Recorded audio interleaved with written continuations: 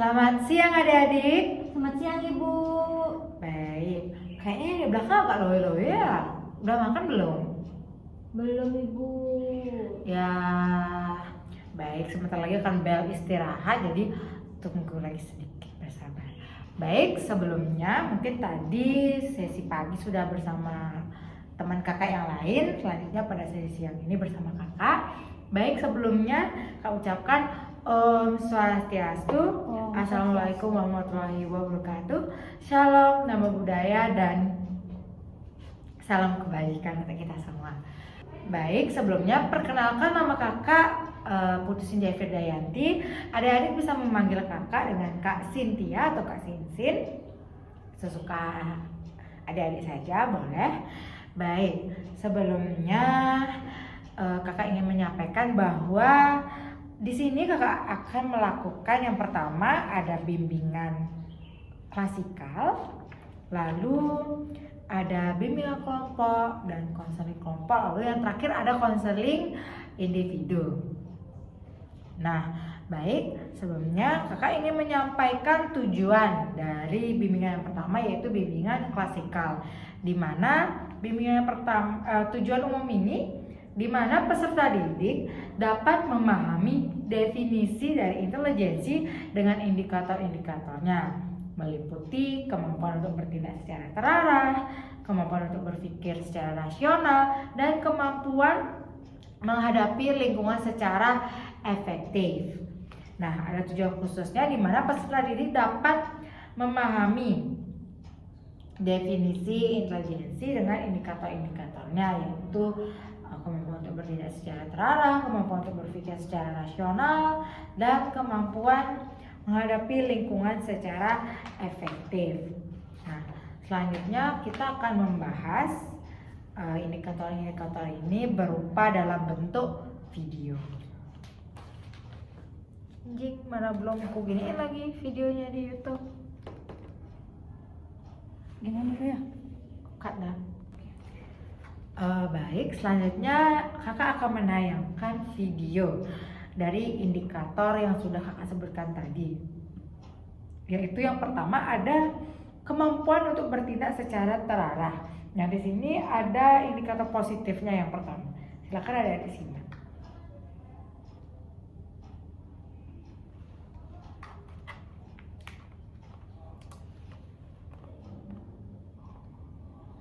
Kamu kok bisa sih konsisten belajar tiap malam? Aku udah bikin jadwal belajar sendiri, jadi tiap malam tuh aku fokus satu pelajaran biar nggak capek pas ujian. Wah, keren. Jadi kamu nggak nunggu disuruh ya? Ya kalau nunggu disuruh terus nanti malah nggak selesai-selesai, aku mau capek latihan lagi. Oh gitu, bagus sih.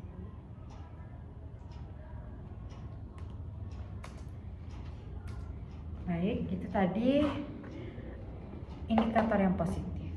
Selanjutnya ada indikator negatif.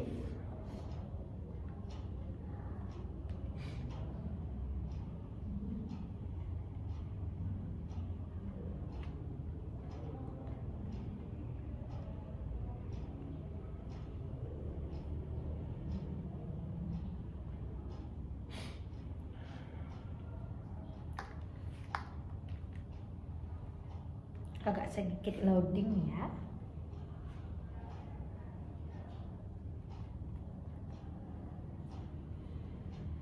Kamu kok nggak mau?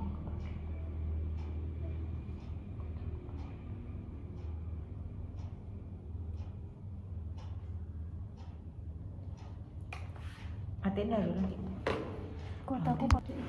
Baik, tadi kakak sudah memberikan indikator yang positif, lalu sekarang ada yang negatifnya. Silakan adik-adik bisa menyimak. Kamu kok nggak ngerjain tugas lagi sih? Tugasnya banyak kali, nanti aja deh kerjanya kalau udah mepet deadline. Tapi kalau ditunggu terus malah makin berat loh. Biarin aja, emangnya ngerjain dadakan. Jangan terlalu takut. Ih, kok kamu gitu sih? Baik, tadi itu contoh yang negatif. Selanjutnya ada indikator kemampuan untuk berpikir secara rasional positif. Bisa disimak. Tadi kamu dimarahin sama Pak Abdul, tapi kamu malah senyum-senyum, nggak kesal. Awalnya kesel sih, tapi kalau dipikir karena aku sama duduk kok di waktu di pelajaran, jadi ya aku terima aja kok perbaikan. Oh, kamu kok bisa ya mikir kayak gitu? Kalau aku sih pasti udah langsung backup dan back. Kalau kita mau maju, kita harus bisa menerima masukan yang kemarin. Bener juga sih. Baik, selanjutnya kan kakak tampilkan yang negatif. Kenapa sih kamu marah-marah tadi? Padahal cuma gara-gara disuruh pindah. Ya kesel lah, masa aku yang udah duduk dari tadi disuruh geser kan nggak adil ya. Tapi kan itu buat presentasi kelompok, biar semua orang bisa ngeliat. Tetap aja aku nggak suka disuruh-suruh gitu. Pokoknya nggak mau pindah. Baik, tadi yang negatif agak sedikit dramatis sekali ya. Baik, sekarang ada kemampuan menghadapi lingkungan secara efektif. Kamu masih bisa tenang ya, padahal kamu nggak diterima di lomba itu. Ya awalnya kecewa, tapi aku sadar teman-temanku belum maksimal, jadi mau ikut latihan aja dan supaya siap tahun depan. Bagus banget itu. Jadi kamu nggak langsung nyerah. Oh enggak lah, realistis aja, kan harus siap hadapi situasi kayak apapun. Ini selanjutnya yang terakhir ada yang negatif. Kamu kenapa bolos lomba sih? Padahal udah dipilih sama sekolah. Cuma ikut pasti kalah aja juga kan, lawannya juga susah semua. Tapi kan kamu belum coba. Gimana bisa tahu? Nah yakin dah, malas juga buang-buang waktu kalau udah tahu bakal kalah. Itu mah kamu aja yang nggak niat. Baik, nah setelah banyaknya video yang sudah kakak tampilkan, di sini kakak ingin menjelaskan. Nah, apa sih itu intelijensi atau kecerdasan? Kira-kira dari adik-adik ada yang tahu tidak? Baik, untuk adik yang di depan, namanya siapa? Nama saya Anggi. Baik, untuk di Anggi. Baik, izin menjelaskan. Kak, kalau menurut saya, maaf jika salah, Nah, menurut saya intelijensi atau kecerdasan itu adalah kemampuan individu untuk mengenali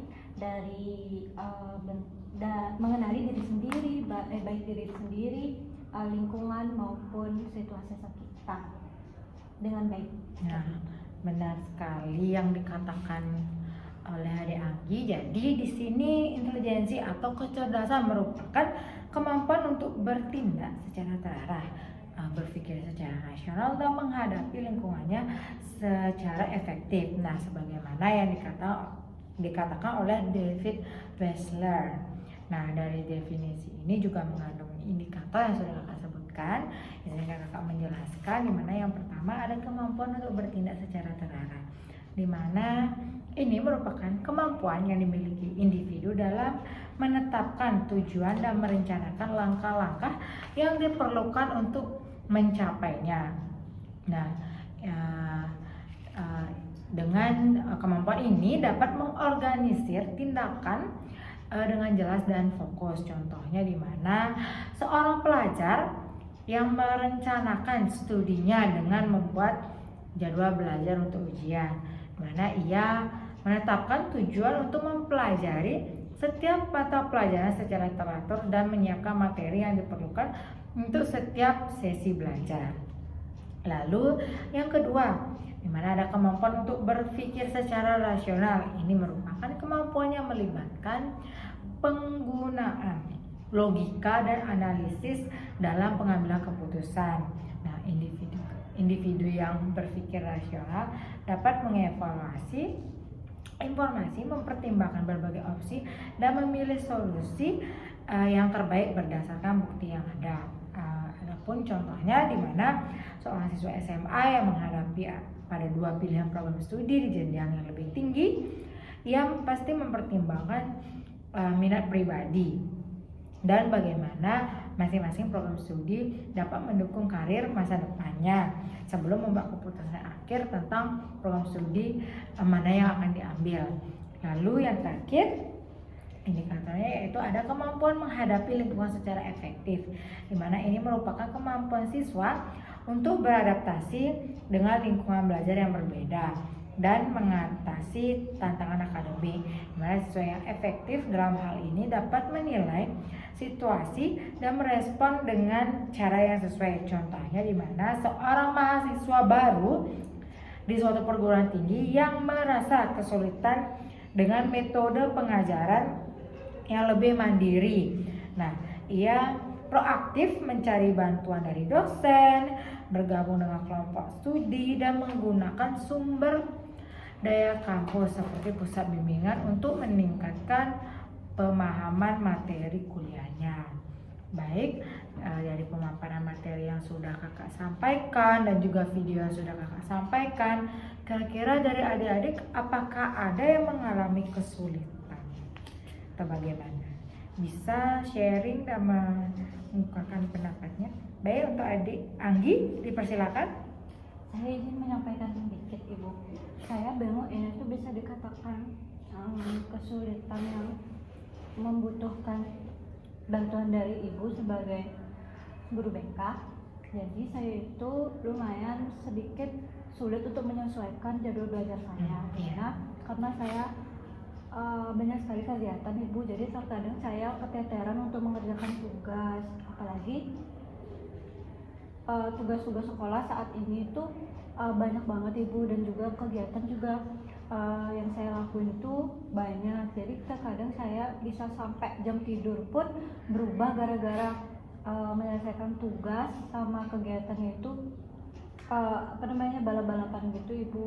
Jadi saya ini dampaknya itu ke nilai saya kadang-kadang Bu, kadang-kadang saya nggak optimal untuk ngerjain tugas, jadi nilai saya jelek seperti itu. Baik, terima kasih Dek Anggi untuk tanggapannya yang sangat baik, karena pribadi juga kakak dulu mengalami seperti yang Dek Anggi alami, kesulitan untuk mengatur jadwal sehingga keteteran dan juga belajarnya tidak efektif ya. Baik, terima kasih untuk Anggi. Untuk selanjutnya kakak akan membagikan kuesioner di mana adik-adik bisa menjawab kuesioner ini. Caranya menjawab gampang saja, sebentar akan kakak bagikan. Nah, di sini ada petunjuk mengisi kuesioner. Yang pertama ada identitas siswa, lalu ada mengisi nama, kelas, nomor absen. Nah, lalu cara mengisinya, di mana adik-adik harus dengan jujur menjawab soal ini. Lalu adik-adik bisa memberikan tanda centang pada kolom, di sini ada 4. Nah, di sana keterangannya STS yaitu sangat tidak sesuai. Lalu TS itu tidak sesuai, S sesuai, dan SS sangat sesuai. Contohnya pertanyaan nomor 1 nih. Saya memiliki tujuan yang jelas dalam belajar. Nah, kira-kira adik memiliki tujuan yang jelas nggak dalam belajar? Kalau misalnya memiliki tujuan yang sangat jelas, maka centang pada SS. Apakah sudah mengerti? Sudah Ibu. Baik, untuk itu Ibu akan memberikan waktu adik-adik untuk menjawab kuesioner.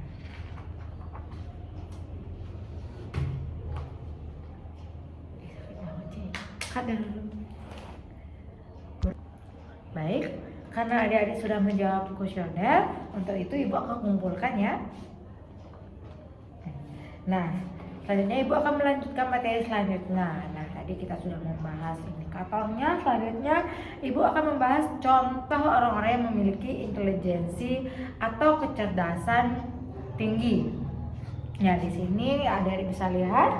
Yang pertama ini ada Prof. Dr. Iketut Darsana MPD Kons. Nah, beliau adalah seorang dosen yang berintelijensi atau kecerdasan tinggi, di mana beliau adalah seseorang yang telah menempuh pendidikan dari jenjang rendah hingga ke jenjang tertinggi.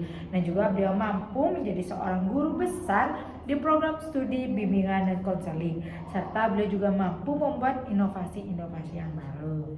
Nah, selanjutnya yang di samping ada seperti yang kalian tahu, mungkin udah banyak yang tahu, yaitu Najwa Shihab, dimana yang akrab disapa Mbak Nana. Nah, beliau merupakan seorang jurnalis, presenter, dan aktivis asal Indonesia yang dikenal karena gaya wawancaranya yang tajam dan kritis.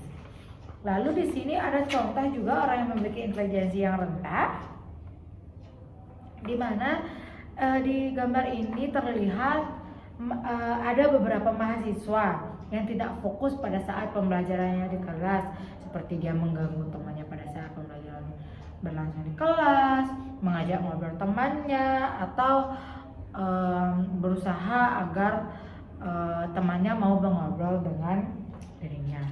Baik, sekian pemaparan materi dari Ibu. Untuk selanjutnya Ibu akan melihat kuesioner yang sudah dikumpulkan. Nah, dari kuesioner yang telah Ibu kumpulkan ini, lalu dari tanggapan beberapa adik-adik tadi, selanjutnya Ibu ingin membentuk kelompok lebih kecil atau bisa dibilang bimbingan kelompok. Nah, untuk yang absennya Ibu sebut, mungkin sebentar lagi kita akan bisa membuat bentuk lingkaran, dan untuk adik-adik yang lain bisa berada di belakang, tetapi mohon untuk keadaannya tetap kondusif, tidak boleh ribut. Baik, untuk absen 1, 3, 7, 8, 15, 21, dan 24. Baik, untuk adik-adik yang absennya kakak sebutin, kita bisa membuat bentuk lingkaran.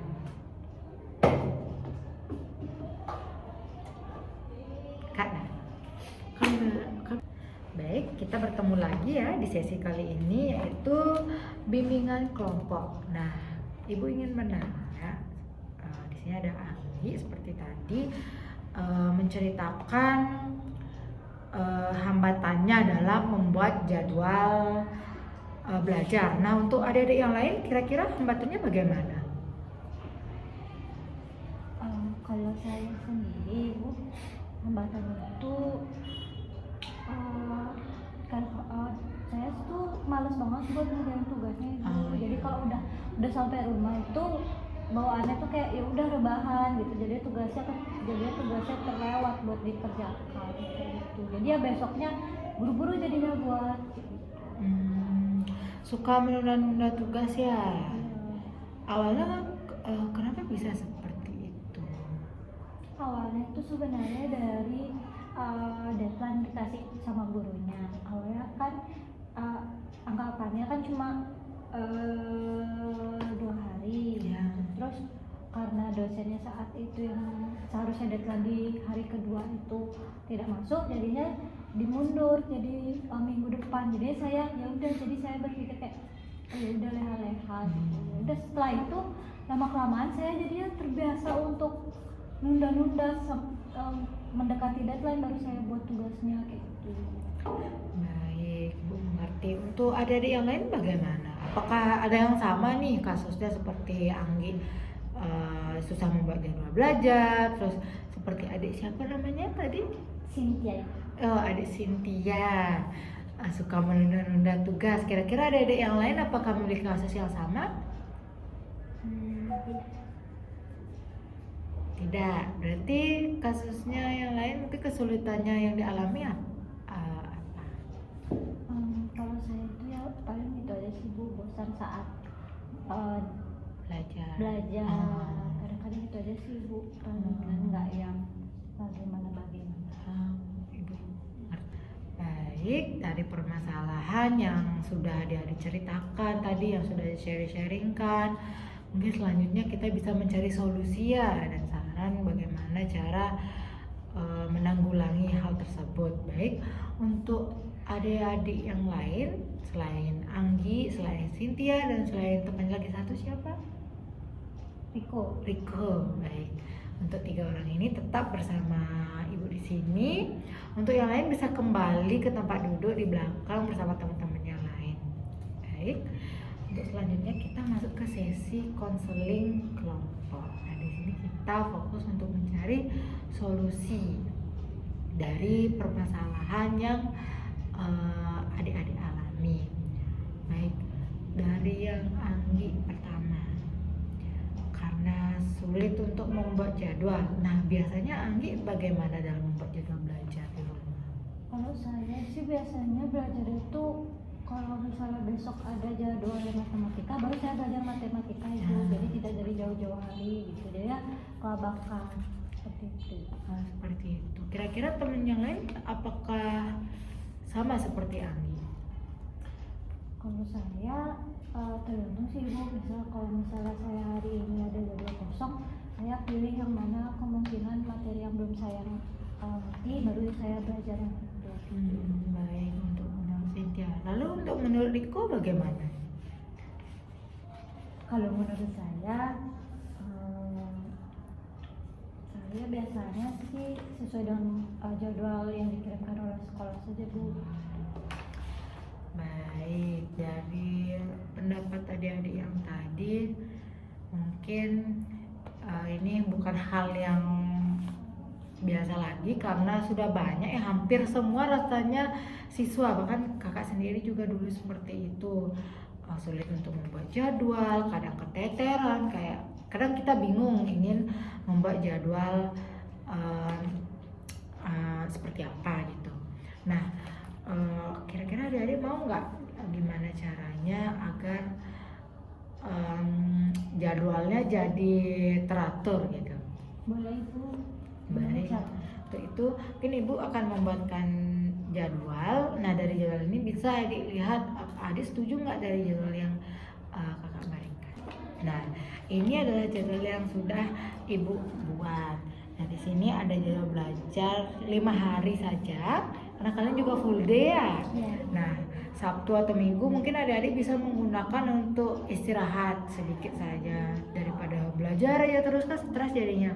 Nah, mungkin dari hari Senin itu pagi sampai sore kan sudah belajar di sekolah gitu.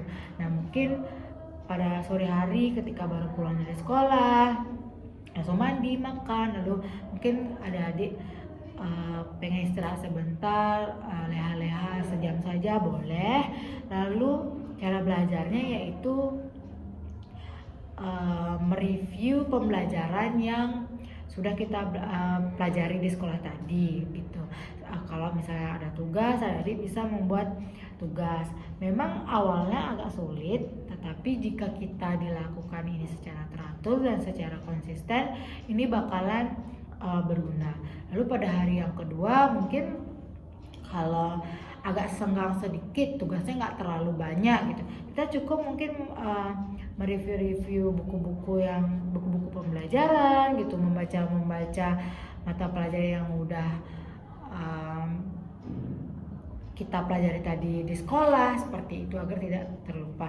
Nah, hari-hari berikutnya juga seperti itu, dan juga tentunya adik-adik harus membuat jadwal ini. Adik-adik harus secara teratur mengikuti dan konsisten seperti itu. Mungkin nanti bakalan ngerasa kayak aduh aku nggak sanggup deh, kayak bosen gini-gini aja terus. Nah, gunakan pada hari Sabtu dan Minggu itu untuk istirahat, mungkin bermain dengan teman, jalan-jalan seperti itu. Kira-kira dari adik-adik apakah setuju atau bagaimana dengan jadwal ini? Baik Ibu, saya di sini ingin bertanya. Tadi kan kita sudah membuat jadwal untuk Senin sampai Jumat. Nah, di sini saya kadang-kadang itu untuk kegiatannya itu bisa sampai seharian full sampai malam. Nah, itu bagaimana ya solusinya Ibu untuk jadwalnya? Apakah saya perlu menggunakan weekend saya untuk belajar seperti itu Ibu? Baiknya bagaimana ya Ibu? Baik, terima kasih Anggi atas pendapatnya yang sudah mau disampaikan. Baik, sebelumnya untuk itu Ibu ingin bertanya kepada Riko dan temannya, kira-kira dari jadwal ini apakah kalian setuju? Saya sudah paham sih. Baik, terima kasih karena adik sudah paham. Ibu lihat-lihat. Untuk itu mungkin adik-adik bisa mencatat jadwal ini. Terus selanjutnya khusus untuk Anggi, mungkin akan tetap di sini bersama Ibu. Untuk temannya yang lain bisa kembali ke tempat duduk bersama temannya di belakang, tapi keadaannya tetap dijaga dan kondusif. Baik. Untuk Anggi, nah di sini sekarang hanya kita berdua saja. Anggi bebas menceritakan hal yang membuat Anggi kesulitan dalam membuat tugas jadwal belajar seperti apa gitu. Anggi jangan takut. Di sini ada asas kerahasiaan di mana kakak akan merahasiakan semua cerita yang Anggi ceritakan seperti itu. Jangan takut bahwa kakak akan ambil ke teman-teman Anggi atau ke teman-teman kakak seperti itu. Nah seperti tadi yang Anggi bilang bahwa jadwalnya padat ya, dari pagi sampai malam. Kalau boleh tahu kira-kira kegiatan Anggi setelah pulang sekolah belajar di sekolah itu apa? Atau mengikuti ekstrakurikuler atau bagaimana? Ya Ibu, jadi saya ada ekstrakurikuler silat, pencak silat, dan biasanya emang latihannya itu dari sore Ibu, karena kita kuliah kan kita jam 3 pulang. Jadi saya biasanya itu pencak silat itu dari jam ke-5 ke jam 5 ke jam 8 atau jam 7 malam. Dan biasanya sampai rumah ya saya capek kan pencak silat Bu. Terus bentar lagi juga ada forjar, jadi saya harus berlatih terus tiap hari untuk ikut forjar itu. Nah itu saya bingung kan Ibu untuk jadwal saya ke depannya saat forjarnya. Baik, terima kasih untuk Anggi. Ya, memang jadwalnya padat, mengikuti banyak perlombaan itu memang sangat-sangat sulit, dan kadang mungkin Anggi sudah mendengar kayak anak yang ahli dalam bidang non akademik pasti di akademiknya agak kurang gitu. Pasti Anggi sudah tahu ya. Sudah. Nah, baik, mungkin Ibu bisa memberikan solusi yang mungkin bisa Anggi pertimbangkan untuk melakukannya. Kalau boleh tahu jadwal latihannya hari apa aja? Untuk jadwal latihan itu biasanya dari karena untuk hari biasanya itu cuma 2 kali seminggu, itu pada hari Selasa dan juga Jumat. Kalau misalnya ada perlombaan itu biasanya naik jadi 4 hari dalam seminggu. 4 kali dalam seminggu ya, cukup padat ya. Jadi weekend itu diambil atau tidak? Biasanya kalau kadang-kadang kalau misalnya Jumat tidak, biasanya kita langsung diambil. Biasanya kalau misalnya di Selasa tidak, itu biasanya langsung diambil Jumat sama Sabtu Bu. Jadi cuma minggu yang kosong. Baik, memang sangat padat ya, mengingat full day dan juga Anggi sudah kelas 11, sekarang nanti mau naik kelas 12 bakal persiapan untuk ujian. Baik, caranya yaitu yang pertama mungkin ketika latihan silat kan dari jam 5 tuh kadang sampai jam 7 atau jam 8. Nah mungkin ini bisa dilakukan, memang capek sekali, tapi ketika kita sudah terbiasa dengan hal tersebut, mungkin rasa capeknya menjadi udah terbiasa gitu, karena kita udah terlatih gitu. Mungkin kalau misalnya Anggi ada jadwal hari ini latihan sampai jam 8 seperti itu. Nah, terus sampai rumah langsung bersih-bersih segala macam, dan kita melihat nih jadwal kita besok tuh bagaimana. Kalau misalnya ada tugas, memang terpaksa sekali kita kerjakan. Namun ketika besoknya tidak ada tugas, namun hari-hari berikutnya ada tugas, mungkin Anggi bisa mencicil tugas tersebut sedikit saja. Mungkin ada, kalau ada 10 soal ya 2 soal saja dulu dikerjakan seperti itu.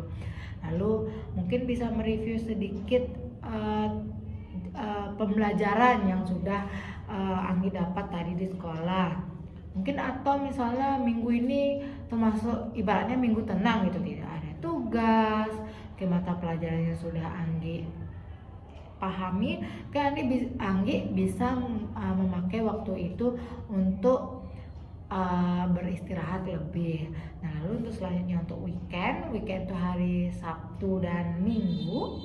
Mungkin kalau misalnya Anggi ada latihan silat pagi atau sore nih, nah kalau misalnya jadwal latihannya sore, mungkin Anggi dari pagi bisa menggunakan jadwal untuk belajar, lalu di siang hari pasti Anggi butuh istirahat kan, tidur siang mungkin tidur 1 jam saja sudah cukup gitu. Dari pagi sampai siang digunakan untuk belajar, lalu siangnya itu untuk tidur siang, lalu sorenya Anggi bangun latihan pencak silat. Nah begitupun seterusnya.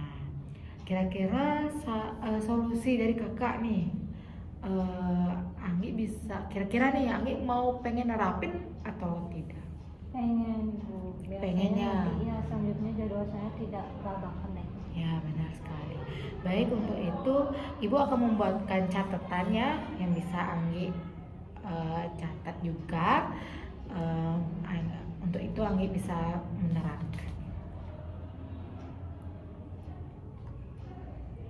Baik, ini jadwal yang sudah kakak berikan. Mungkin nanti nggak harus ketik sama dengan yang udah kakak bikin. Mungkin Anggi kalau pengen merombaknya lagi bisa gitu. Tapi pesan kakak tetap konsisten. Baik, untuk itu apakah ada yang ditanyakan lagi? Sudah Kak, sudah. Baik, untuk itu kakak cukupkan ya sampai di sini. Terima kasih sudah mau berpartisipasi dan juga Anggi sudah berani di antara semua teman-temannya, Anggi berani untuk menyampaikan permasalahan yang sedang Anggi hadapi. Baik, untuk itu Anggi bisa kembali ke tempat duduk. Untuk siswa yang lain bisa kembali ke tempat duduknya seperti semula. Untuk itu, Terima kasih Kak. iya terima kasih juga. Untuk itu mungkin kakak akan tutup karena tadi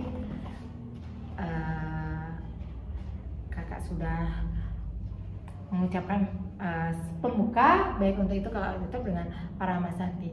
Om Santi Santi Santi Om. Wassalamualaikum warahmatullahi wabarakatuh. Shalom, namo buddhaya dan salam kebajikan. Terima kasih.